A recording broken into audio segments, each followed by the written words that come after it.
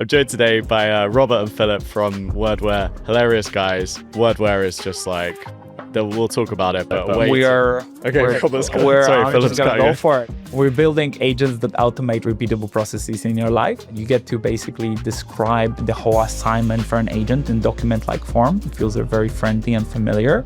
And then once you click go, you schedule it based on explicit or implicit triggers. It runs in your life, and you sometimes get a notification. You get to approve, reject stuff that the agent has done for you. You feel incredible about it. One of the main indexes we measure is a poop index, and that means productivity optimization on potty. How much time are you able to save in 10 minutes when you're sitting on the toilet? So we're trying to bring a world where you don't do busy work. You do creative, deep work that you love. But seriously, I tried Wordware today. I like so many cases where it's actually going to be super useful for scaling dev tools, like legit. Like I feel like, I mean, the blog post is the obvious one, but there's also like tons of other things that wouldn't be worth me doing. But like, so for instance, when I get transcripts, it's like often the names are wrong for the company names, and people hate it when you like miscase a logo, like a company name or something. Wordware very rarely gets picked up on transcripts as Wordware. It's they'll probably put like a space or something, or like, and then it's or like Woodware or Woodwork or something. I hate like, also I'm Polish and my like pronunciation is not perfectly British as Robert.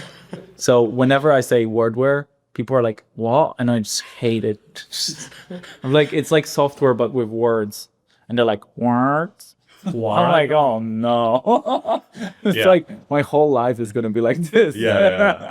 But like to kind of, and maybe this will explain Wordware to people a bit as well, is that there's like, you know, ChatGPT had the like kind of app store thing. I can't remember what they called it. Plugins, I think, for you could build your own things. It was very much like you basically put a prompt in there, and then it's like, hopefully you just don't have to copy paste as much. But it's like GPTs, that was the one. That was it.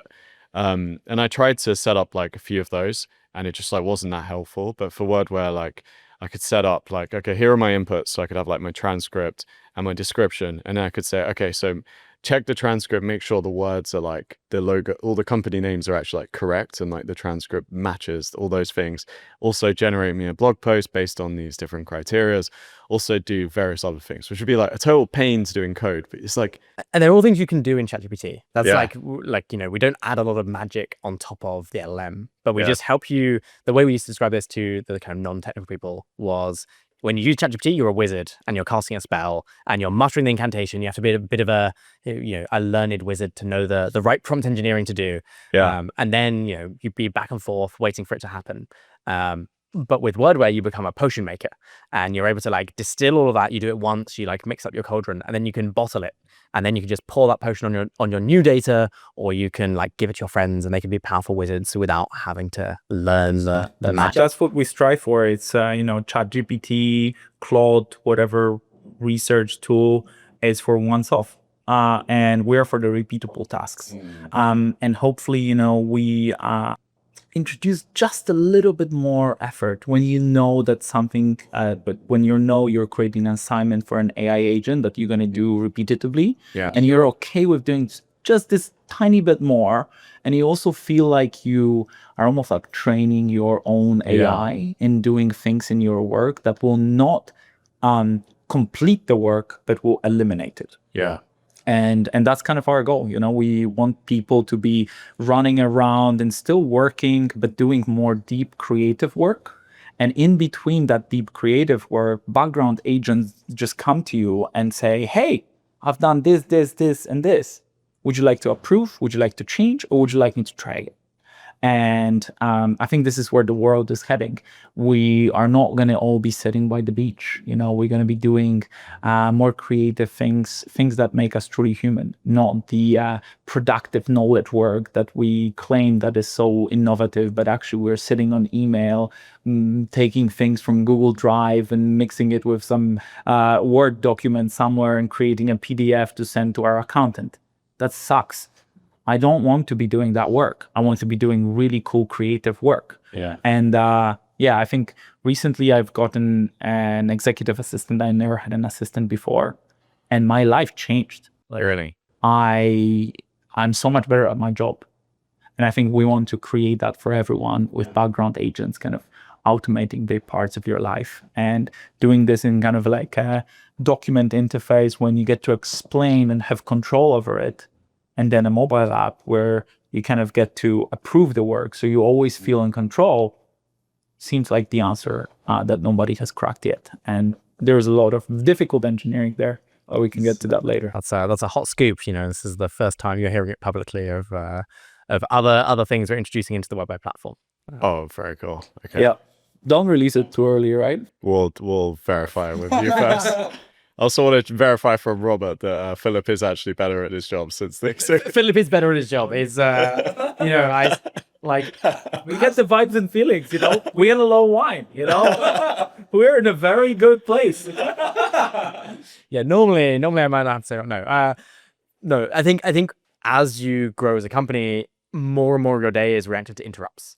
You're like, you get an email and it's like something to do, or there's more people that want your attention. And when you have 100 emails in your inbox every few hours, it takes long enough just to go through and work out which ones do you need to action. And if you can choose the bury my head in the sand option and ignore them all for 24 hours and then like do it once a day, the problem is you then miss really important things. On the flip side, you can be checking it every hour, and then all you're doing is reacting to things that come up. It's other people's jobs for you. And I think the only way to truly be productive is to be in charge of your own time. And having hired our first EA, she helps manage our emails. No longer do we have that like anxiety, like, oh my God, what am I missing if I'm not checking my emails? But also we get to do deep work without the anxiety. But if there is something important, Lucy can come in, knock and be like, hey, this happened, or she can Slack us, and Slack we react to a little bit more because it's all internal company stuff. It's all the kind of, you want to be unblocking your team. So the first agent I wrote for myself in Wordware was based on this quite complicated prompt that understands my priorities at this particular period of time in my company. I want these things surfaced to me immediately. So now I get like a Slack message where the priority as kind of decided by my AI agent is higher than 90 out of 100, right? And I get this message and I immediately get a link and I can just go there and respond, or I can respond in a thread. And, it makes it so that I don't have this anxiety in the back of my head being like, is there anything I should be on it? I'm waiting for this and this and this thing. If any of these comes, I need to respond immediately. I feel like a lot of that stuff that like people have in their lives, if they have assistants, can be introduced very quickly and very easily to people's lives when they are working with AI. Yeah, it kind of makes me think of like if I imagine how like someone like Bezos works, like I imagine he's not like kind of doing. He's looking at his own email. He's doing something wrong. That's I think it goes like this. I think if you're extremely junior, you respond to each email in like super verbose way, and you like, you put so much work into each one of them. And that was me when I was like 22, started my first company in Silicon Valley, and I was like freaking out about each email. I was like, those are important people. And then once when you progress in your career, you realize that nobody gives a shit. And you start caring about just like the information. And those are the type of people who respond on Superhuman with one sentence, no dear John, or no kind regards, and no all the best. It's just like information, four words. Almost like email for these people. What's up? I actually loved Sam Altman's tweet where he was like, the number of people that are probably using ChatGPT to convert 4 bullet points into a full paragraph, or like set of paragraphs for emails, and then they're being received on the other end and being used. That person using ChatGPT to convert it back into bullet points is vast. And then you go one above and you like deal with really important people, and those people don't touch their keyboard. Yeah. So I'll say they don't like, you can kind of see when something is written by like still a busy person that blurted out 4 words to someone else, and someone human GPT did into a nice email that actually makes sense with the context. And I can kind of see where is each one of these people on their like journey in life, Yeah. That's it makes sense. I know it's the classic is the Bezos question mark one, but the ultimate ultimate form of What is it? minimization. Question mark? I think it was like, so I did try it a few times. Like if Amazon really cocked up, like you could email Bezos or like Jeff at Amazon. Oh, And then like I did it a few times where like it was like something stupid. And then in the book that was written about in the Everything Store, they talk about how he would forward this to like the relevant person with just like a question mark. And that was like, you are like, you better drop everything and work on this. And it worked. Like sometimes like you could do that and you'd get like a refund or like something like that would happen. I mean, he's the guy who was like, I think he was trying to prove that their customer service sucks. Yeah. And then all of the VPs were telling him that like an average response time on the customer call is like 4 minutes. And then he was like, people are reporting it's 60. And then on the board meeting, he just called the customer service. That was him. Yeah. And he was just like, just sit here. And then everyone was sitting there and they sat there for like... And then somebody picked up and Jeff was like, hey. I don't know if it's a true story. No home. I think he talks about that on like Lex Friedman. Yeah, I think it's true. But I am known to make up stories like this. So narratives, Narratives. Scaling DevTools is sponsored by WorkOS. If things start going well, some of your customers are going to start asking for enterprise features. Things like audit trails, SSO, skim provisioning, role-based access control.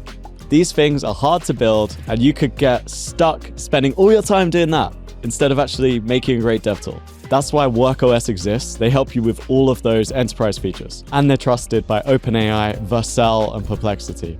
And for user management, the first 1 million monthly active users are completely free. Let's hear from Utpal from Digger.dev, a dev tool using WorkOS. How it's designed is that you can start as early as day 0. But for us, it wasn't day 0. It was closer to when we first started monetizing because we didn't have a sign up at all. People could just anonymously use our tool. So it was a little later. It coincided with when we wanted to start monetizing and like we needed a nice enterprise feature set. If you're open source and you're doing enterprise first, the minute you think about monetization is when you should think about WorkOS. To be honest, if we do that again, I think I would think about that on day 0, to be honest, because like we should have done it on day 0, ideally. Anonymous usage should be permitted, but you should know who's using your tool. It should be optional, 100%. It should be opt-in, 100%. But it'd be great to have auth from day 0. You don't necessarily think about these enterprise features, but they still lead to revenue. And it kind of is a no-brainer in that sense. So yeah, I highly recommend. So we think of developers as like people that, write React or that they're experts at Go, and there's like 30 million developers. And so someone might think like Wordware is like kind of, it's a question, it's like, are these people that are building these workflows, are they developers? And what does it even mean to be a developer anymore? Oh God, yeah, I think that has changed so much since AI came out. The number of people that are just like technically minded that now are unlocked to be able to build things is insane. And we've seen these stories of like Kozera, Kozera's unlocked the developers themselves plus the sort of PMs that were technical but not technical enough to call themselves developers to fly.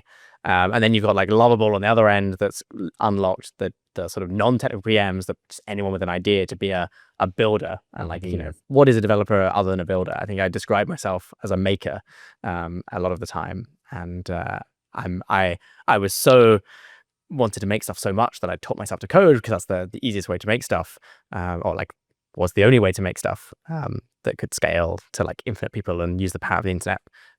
So like AI has truly changed the definition of what it requires to be a developer or a builder or a maker. And I think Wordware itself is about the makers that want to build things with this new reasoning engine that is these LLMs. Like it's this thing that can think, and nothing in the history of humanity has been able to think. It's incredible. You can teach this thing. And we used to use the intern test. We used to say, okay, what would you do if you had 1,000 interns? And like what kind of tasks would that unlock? Because there's things you just wouldn't do. And like the same with your podcast, you just wouldn't go through the transcript and rewrite every word from like, Wordware or something into the right Wordware spelling. But with AI, you could now do that. And so it's like, what are those kind of tasks that you otherwise wouldn't do, or would be too expensive to do, or just would do, but would be way more expensive. And now they're like free and cheap, and you can just pay 5 cents to Anthropic and it'll be done. So yeah, it's kind of exciting times. Yeah, it is. And do you think what would you say is the skill set of if someone doesn't need to know like the syntax of like different JavaScript libraries and stuff, what is actually important? What makes you a Wordware aficionado? I mean, you need to be able to speak English, or not English. You need to be able to speak to LLM. I think whatever happens, you need to break down problems into their steps. So if you can't communicate clearly what needs to be done to an intern, then you're probably not going to be able to automate it with AI, let alone Wordware. Yeah, that's the one. Oh, it's gonna go like this. That's the one I would agree with. I think we've got quite a lot of clients where they just want like we have the saying in Polish, apples from a pear tree, and they just want impossible things. You know, like this one guy wanted to optimize like the gas consumption in all of Polish houses based on weather. And he was like, just let the AI do it. I don't know if you were watching, but that was stupid. And he just didn't know how to get there at all. And if you don't know that, like AI is not gonna help you. It's not magic, you know? It's like if you want to, like you need to know how to do it. And I think what AI is great at, it's almost like whatever you do as services, even in a company that's not services based, because you have these huge customers and you give them that beautiful treatment, you know, because they are worth $4 million ARR, you know, you can now do that to everyone. And that's like the power of AI. It's like once you know something, you can automate it. But like the knowing is the important part. And if you cannot write down, you know, step by step, we always ask our customers and even like prosumers who want to like automate something a little bit more difficult is like, hey, think of this as a piece of paper. Take a piece of paper, take a pen, write down what needs to happen and what decisions need to be made. And if you can do that, Wordware can do that. But if you can't do that, then you're just wishful thinking, you know? Yeah, I think that's actually such a good point. Because it's like, I always think like, I'm often explaining to like friends that aren't, it's like very rare that a friend who isn't a developer is like actually doing anything like more than just asking ChatGPT something. Yeah. Even though they could, and there's no programming barrier there. But it's like, I think it sounds like that actually is like quite good frame the way you put it, that like they have to kind of understand what's possible. They can't just ask like, I think you also talked to another podcast about like they want it to predict the weather or something, and it's like, well, that's not like it just can't. It's not going to like be able to do that. Like, it's a chaotic system. The weather. There's no AI that's going to solve like, or like LLMs aren't going to solve that. That's a whole separate research problem. Yeah, it's like people mistake ML problems which need vast amounts of data with like LLM problems, and LLM problems are good at, you know, taking a vast amounts of data and like, especially text or human produced data, and distilling it down to a summary or writing content. LLMs are actually incredibly good at things which cannot be determined as good or bad. Can be determined as good or bad, but cannot be determined as right or wrong. And what we're trying to do is bring enough structure to these LLMs for them to be able to make real life decisions. And that's difficult because, you know, in software, you're like intrinsically dealing with a deterministic system that can be checked. If you're dealing with the words, with humans, with fuzzy world, you are dealing with a stochastic system. And now what needs to happen is like those systems will eternally be somewhat stochastic. And what you need to do is you need to actually weigh the benefits of using stochastic systems and the disadvantages of them, and stop thinking like everything that a computer does will be deterministic. And when you get to a stochastic system that actually earns you money, and you need to embrace it, and you know, every human is a stochastic system, yet we hire people, we pay them a lot of money, and they perform. And now AI is entering this world, and you need to just kind of flip. You're like, I will not sometimes understand everything that the AI does, but I'm getting so much benefit and so much money out of this. Makes sense. Yeah. So like the way you would a human, but they're not like, well, robots are maybe not a helpful word to use, but like there is variation. variation. It's not software anymore. It is this kind of new fuzzy thing.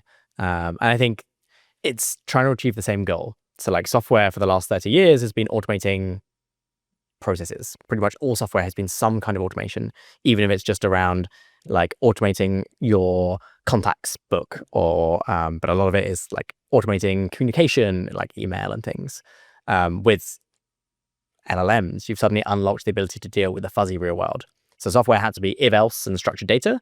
LLMs can deal with, you know, PDFs and audio and like just unstructured web pages and text, which is incredible because now that's a lot of what humans were doing and are doing in admin roles is taking in some email, reacting to that by like looking up some data somewhere else, maybe reading some documentation, turning that into an answer and writing that out and passing it into, and probably also turning it in something that they put in some form that then runs software. And so like combining these two together, you get something that's more than some of its parts that can deal with the fuzzy real world, can deal with the unstructured nature of life, but also have the repeatability, the reliability of software, and leverage. Like computers are amazing at like arithmetic and like logic and like reliability. And it makes me actually think like right now we just came back from AI engineering conference, and you know in this stochastic world, you kind of like you kind of want to go to evals and evaluations to become like make a little bit more sense out of the stochastic processes and kind of understand them a little bit more. And I was just thinking when Robert was talking that we don't do that for humans. The evals for humans are actually extremely fuzzy. And, you know, there's even these rules which say like, hey, 80% of work that you do should be correct. 20%, like, you know, there's this rules being like, take risk, like be yourself. Imagine if we start applying that towards agents. It's like 20% of the task, it's totally okay if you fuck up, you know? And it's like the 80% should be right and you should be learning as you go. If we would apply the same rule, being like, hey, we're going to really embrace this stochastic new world, like I wonder how far could we get, you know, even with the current models. We're getting there slowly. I think now with things like Codex and these like agents that you can just kick off, I now will fire off any bug that I see. I will first fire it to something like Codex before writing a ticket and passing it on to the bugs channel for triage and like engineers to tackle. Just because there's about a maybe 30% chance that it'll do it one shot. And maybe about a 50% chance that it'll do it correct at all. And then if it doesn't work after like one little comment, I will make the bug ticket still. And it's cost me very little amount of time and effort to first get the AI to try, and that's only going to go up.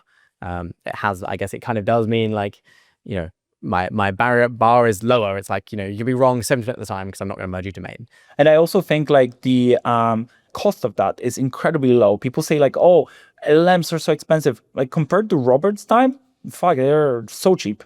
And and I think Wordware is trying to do kind of, you know, the same for knowledge work. We're trying to say, hey, have a bunch of background agents that you wrote an assignment, you wrote this kind of description of what should happen, running behind the scenes and being like activated based on implicit or explicit triggers, do work for you. You can trust it. It can come to you with an end result and you can approve or reject that. Same as like if your assistant wrote an email, for the first couple of weeks, you don't really let your assistant send off emails on your behalf, you know?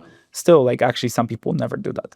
And other people are just like, yeah, that's good enough. You got to a level and they just allow you to do that. So I think like embracing that stochastic mindset and embracing the fact that like you can have work being done when you're not doing work is so powerful. Like I have the notification for deep research running on like, and on my app, on my ChatGPT app, and shows me the progress bar.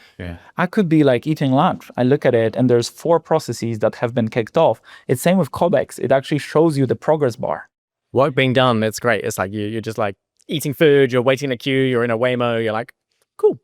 I'm being productive right now. That's actually so true.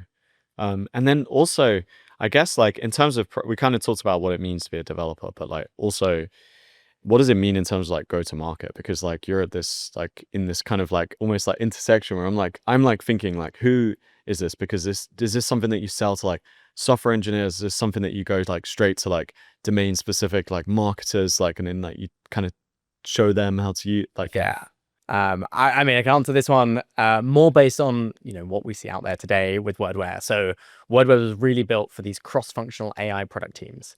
And that sounds like a lot of words. And what it really means is that there are so many teams trying to build things, AI features, AI products, that are leveraging their domain expertise to, automate some process. And there's like all these vertical SaaS companies are trying to build something.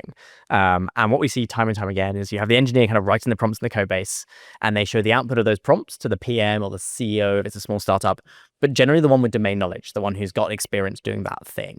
And that domain expert will be like, the vibes are off. And that'll be the feedback they give to the engineer. And the engineer will be like, what are you doing? Give me vibes. Like, what are the requirements? And then the domain expert will be like, well, I don't really know. It's like, it's all that tacit knowledge that you've leveraged, like you've learned over like years of experience. And like, I think like an SDR, they can tell the difference between like a good cold email and a bad cold email, but they can't tell you why one's better than the other necessarily. Like sometimes it's obvious, and other times it's like, this one feels better. Feels salesy. It feels, that one feels salesy. This one feels like I've done some work and like more human. And it's the same in healthcare, in legal, in finance, in marketing. It's like just this broad array of industries. And so what Wordware really tackles, and where Wordware really helps, is we put the domain expert in the driving seat. We allow them to iterate on these prompts, on these chains of prompts, actually put their domain knowledge, their taste into these agents. And they still collaborate with the engineer. So it's like, that's the cross-functional part. It's like they are trying to build a product. The output is an API. They can put that into their code base. And we have a bunch of people doing this today across all those different industries. So let me now give you the future and also a little bit of a spicy take on what actually is happening and what are all these people behind the window working on. We've realized that, and I'm going to put one of the companies I really like in a difficult spot if I say this, but what we realized is that there is an equivalent of what we're trying to do in the land of programming. And we have Lovable here, where it's basically for noobs, and it's great. It's incredible. It unlocks these people that would otherwise not be able to code or build anything. And then you have Replit, and then you have Cursor. Yeah. And you know what? Like, if I could choose any of these two positions, being Cursor or Lovable, like I would choose these two over Replit, because Replit is fighting on two fronts. It needs to go both ways. Replit is awesome, but but it's the difficult go-to-market strategy, and we had the same. Being that infrastructure play where you both need engineers and you need domain experts, we've realized that like the go-to-market is difficult, and in a world of AI, the whole market is doing backflips underneath us. And so they have actually been designing a much simpler entry point to Wordware, where you just literally say what you want in a way that you would have written down that description for the intern. Or the ticket for the linear ticket, or the, And sign up for the waiting list. It's going to be coming out soon. It's rolling out to alpha users. That's interesting. So it's even simpler than what you have already. Way more. What you have already way is more also simpler. No, we've leveraging a lot of what we built, but it's there is an entry point where the point of Wordware is that you can just write words and create, I guess, software. And for us, software is workflows, automations, these kind of things. And so that is true. But if you look at Wordware today, and I'm sure you used it, there's elements of needing to like think more logically, be able to think like a systems person, break down the problem, like work out when do you split from one flow into subflows, and like when do I use an if else or a loop. It requires a little bit more of an engineer's mindset. So it's been great for these like cross-functional product teams. Often PMs are slightly more technical than the average user. Now we're really saying anyone should be able to build equivalently powerful software. The models have got good enough in the last sort of 6 months or so that we can build a copilot that can build effectively Wordware flows, which may or may not be what's going on under the hood. So, and we shouldn't talk about that. And I think, you get a personality, an agent that will help you craft that assignment, ask the right questions. A little bit like what deep research tries to do when it asks clarifying questions, but way more than that. Because it will know a lot more about you, and it will help you draft the right exact assignment with the tasks being there. And once that's drafted, you can read through it in a very simple, step-by-step way. You get to click run, and you get to like basically schedule that based on implicit or explicit triggers, being every new email, every new calendar event, whatever. And that gets to just come alive, a document that comes alive. And there is a lot more that we do in terms of making it a little bit more inefficient, even if you would, and because it's basically a reflection agent running behind and trying to, fill all the gaps that you actually did not explain, and trying to use AI intelligence and costing tokens in order for you to have to do a minimal amount of work and only improve it with time. I think that's another thing that we've seen the era of AI and the era of like slightly technical people. They have way less patience than engineers. You need to deliver a time to wow that is like probably less than 2 minutes. Yeah. Like probably even less, And engineers have intrinsically been trained like by years of education to be patient. Yeah. And that like those people that they're willing to make investments for like the payoff that they'll be able to do something really useful and build software that scales infinitely. Most people do not have Zapiers running like in the background, and it's because the binary switch of unlocking automation has not been flipped. What we are trying to say is like you will have thousands of background agents running behind the scenes, because we will create them both implicitly, and you will also get to create them explicitly in a way that's so easy that we want to be the ones who unlock that automation. It's an audacious goal. It's a multi-trillion-dollar market, and it's just fun to do it with people we like to do it with in an office on a beach, So we're actually moving very soon. So You moving to the beach? Moving to the beach. It's very great. Yeah, we're getting a kite surfing rack, kite surfing lessons for everyone. Chrissy Fields. Chrissy Fields. Opposite the Golden Gate Bridge. It can't be more San Francisco Oh, than... wow. Yeah. So we probably will have the sexiest office in the world. Okay. Just, so, not even playing you're it up. hiring. I mean, if I'm in the office... Those guns. I feel like you've got to Whoa. say... Work alongside those guns. If people are just listening, Robert is flexing his biceps, but you're hiring. they're really big as well. If If you're just listening, turn on the video. He just took off his shirt. My God! No, he didn't. Okay. But yeah, I'm trying to. So you guys are hiring as well. We then, are hiring, presumably. yes. Okay. Very actively, yeah. So I'm looking especially for top tech talent. So engineers, the entire engineering team, bar one, is an ex-CTO. So I really care about people that can ship things end to end, can empathize with like what the user wants, and turn that kind of fuzzy noise of all this user feedback into concrete shipped high quality features. We give you so much autonomy, but we really expect a lot from you. And it's the place that you can do the best work of your life. We don't have PMs as well. We are the only 2 PMs, I think, in this company. And additionally, outside of that role, which is kind of like most of our engineers, we are also looking for people who are consumer heavy. So they've shipped beautiful products.